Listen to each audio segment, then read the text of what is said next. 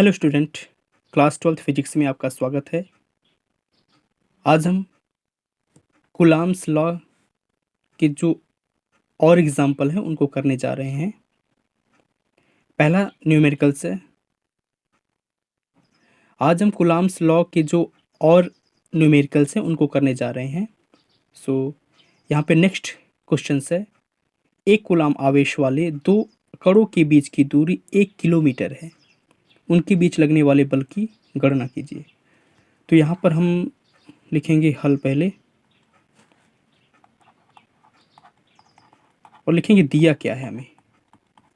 तो दिया है, क्या दिया है, एक कूलम्ब आवेश वाले दो कणों के बीच की, यानी दो कण हैं जिन पे आवेश की मात्रा कितना है, यानी दोनों में आवेश की मात्रा है Q1 बराबर Q2 बराबर कितना दे रखा है, 1 कूलम्ब दे रखा है। ओके, और डिस्टेंस क्या है दोनों के बीच की, तो 1 किलोमीटर है, और हम इसको कहाँ में चेंज करें कि मीटर में। तो 1 किलोमीटर में कितने मीटर होते हैं, 10 की पावर 3 मीटर। ओके, यानी 1000 मीटर।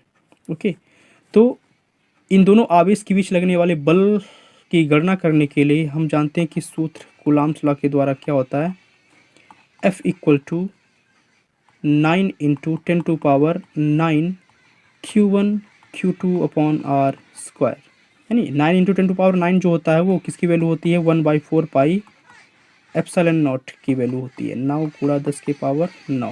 ओके,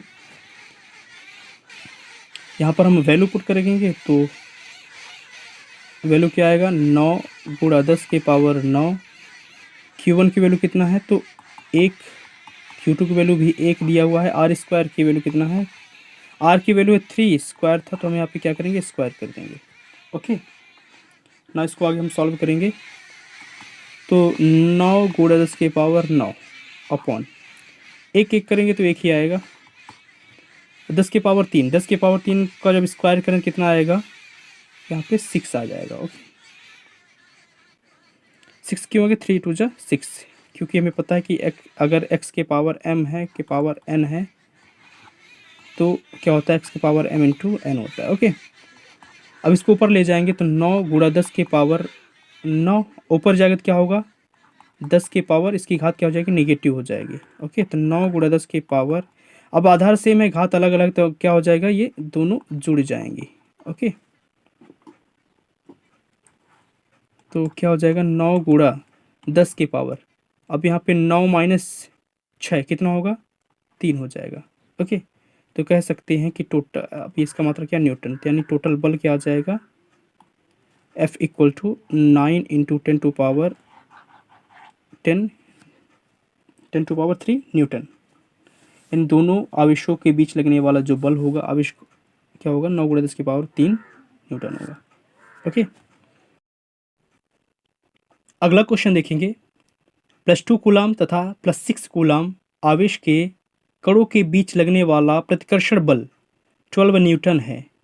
अब यदि प्रत्येक कण को -2 कूलम्ब आवेश दिया जाए तो लगने वाले बल का मान ज्ञात कीजिए। यानी एक सवाल है जिसमें से दो हमारे पास कण हैं, दो कण हैं, एक पर +2 कूलम्ब का आवेश है, दूसरे पर +6 कूलम्ब का आवेश है, और इन दोनों के बीच जो प्रतिकर्षण बल लग रहा है वो 12 न्यूटन का लग रहा है।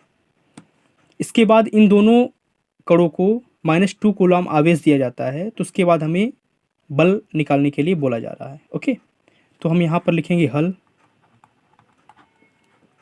हल के बाद लिखेंगे दिया है कि हमें क्या क्या दिया हुआ है पहले, है ना, तो दिया है, क्या दिया है, तो Q1 इक्वल टू हमें दिया हुआ है +2 कूलम्ब, Q2 इक्वल टू हमें दिया है +6 कूलम्ब।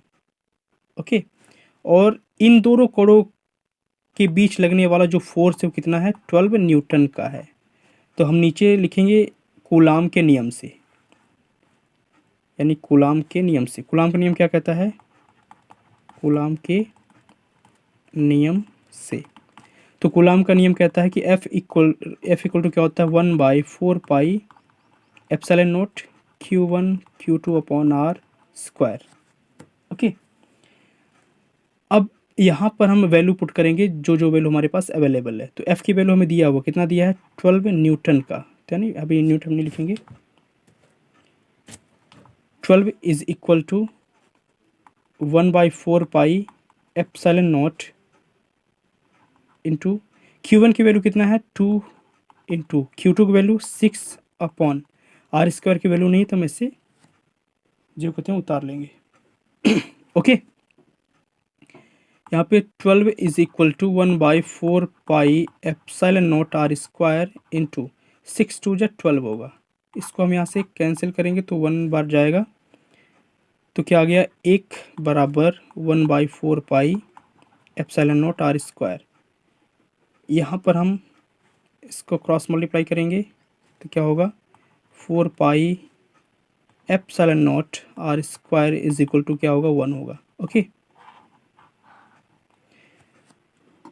अब देखेंगे कि अगली शर्त क्या है, तो पुनः देखेंगे कि पुनः क्या कहता है।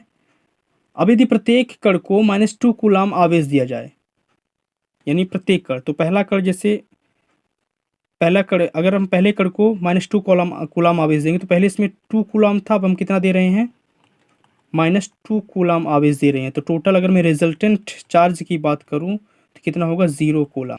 दूसरी बॉडी पर नया चार्ज कितना होगा, तो पहले कितना था 6 कूलाम था, अब इसमें और कितना दिया जा रहा है -2 कूलाम दिया जा रहा है, तो कितना हो जाएगा 4 कूलाम। ओके, तो अगेन हम यहाँ पर क्या करेंगे कूलाम्स लॉ को अप्लाई करेंगे। तो कूलाम का नियम क्या कहता है कि 1/4 pi epsilon naught Q1 Q2 upon R square. Okay, यहाँ पर हम वैल्यू को पुट करेंगे तो 1/4 पाई एप्सिलॉन नॉट, Q1 की वैल्यू है 0, Q2 की वैल्यू है 4 अपॉन आर स्क्वायर। यहाँ पर जब 0 से मल्टीप्लाई तो टोटल टर्म क्या हो जाएगा 0 हो जाएगा। तो यानी कहने का मतलब कि उन दोनों कणों को -2 कूलाम आवेश देने के बाद उन पर जो टोटल फोर्स होगा, बल होगा, क्या होगा 0 होगा, है ना। तो इस प्रकार से 0 न्यूटन होगा, 0 न्यूटन। ओके, ये हमारा आंसर है। तो आई होप कि आपको समझ में आया होगा। So thank you so much.